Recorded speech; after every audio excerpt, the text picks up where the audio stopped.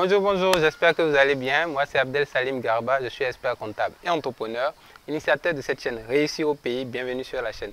L'objectif de cette chaîne, c'est de vous parler d'entrepreneuriat, d'insertion professionnelle et de développement personnel parce que nous sommes convaincus que le développement de l'Afrique ne peut venir que par sa jeunesse et que la jeunesse africaine doit prendre ses responsabilités pour redonner les couleurs à ce continent. Donc, aujourd'hui, on fait une nouvelle, un suivi un peu du projet d'élevage de poulets, de Mariama Guina. Donc, faire un peu le point de ce qui s'est passé ces 2 dernières semaines.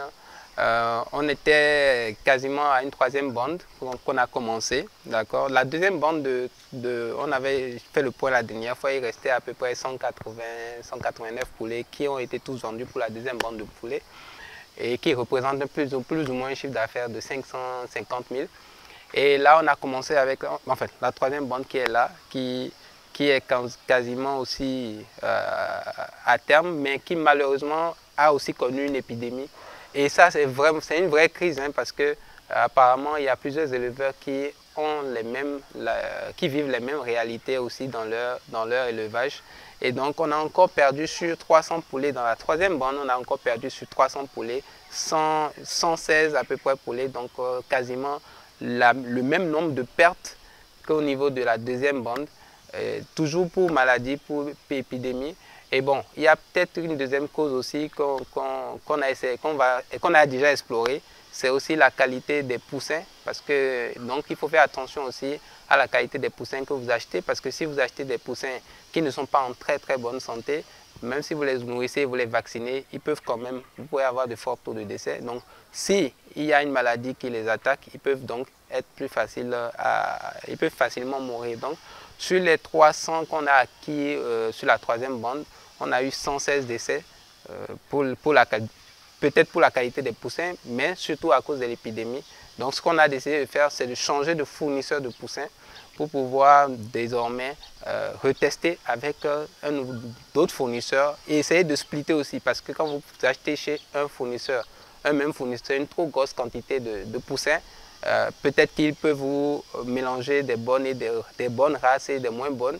Donc il faut peut-être diversifier. Donc on va diversifier 2-3 nouveaux fournisseurs pour essayer de partager le risque. Donc on espère que la 4e bande qu'on va démarrer d'ici le 25 de ce mois sera bien, en tout cas aura moins de problèmes que celle-là. Donc en tout cas, là il nous reste encore 180 poulets, en tout cas à peu près, et qu'on va céder, qu'on espère vendre aussi d'ici la fin, peut-être la semaine, d'ici la semaine prochaine, et l'écouler complètement, qui reviendrait plus ou moins à un chiffre d'affaires équivalent à celui de la 2e bande de 550 000 aussi à peu près. Par contre, quand on fait le bilan, parce que ce qu'on s'est dit, c'est qu'on va finir avec la 3e bande. On ne va pas enchaîner les bandes, 2 bandes d'affilée. Donc, on va finir avec la 3e bande et commencer posément avec la 4e bande pour faire le bilan. Donc, si on veut juste anticiper un peu les stats, on se dirait que sur 3 mois, parce qu'on a démarré plus ou moins il y a à peu près 3 mois, avec un investissement initial d'à peu près 2 500 000, on ressort 3 mois après avec un chiffre d'affaires plus ou moins proche de 2 millions. Et si on estime malgré les charges à un taux de marge de 30%, on devrait plus ou moins être dans un bénéfice net après 3 mois de 600 000 francs CFA. Ce qui est quand même pas mal, même si on a eu de très grosses pertes, très lourdes pertes à la 2e bande et à la 3e bande. Parce qu'à la 1re bande, on n'a pas eu autant de pertes, on a eu moins que ça, on a eu une dizaine ou une quinzaine de cas de vol, mais ça a été réglé. Après ça, on n'a pas eu de cas de vol. Donc, normalement, avec les dispositions qu'on a prises pour la 4e bande qui va venir à partir du 25, c'est-à-dire changer de fournisseur de poussins, et bon, également, on a désinfecté aussi encore, parce qu'on désinfecte à chaque fois, mais bon, vous ne savez pas, même quand vous prenez les précautions, vous ne maîtrisez pas les aléas là. Donc, on espère quand même avec cette disposition-là que la 4e bande sera bien meilleure. Donc, normalement, le bilan quand même, après un premier trimestre, même si on a un bénéfice potentiel de 600 000, ça reste quand même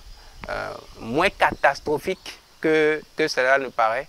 Maintenant, on va continuer à travailler pour améliorer le process jusqu'à ce qu'on cadre le truc et que vraiment on ait le moins de décès possible pour maladie. Parce que les poussins, malgré qu'ils soient vaccinés, malgré que le poulailler soit désinfecté, vous ne maîtrisez pas toujours. Donc, on va faire des tests jusqu'à ce qu'on maîtrise et on cale le modèle et on n'abandonne pas, on ne lâche pas l'affaire, on continue, on pousse.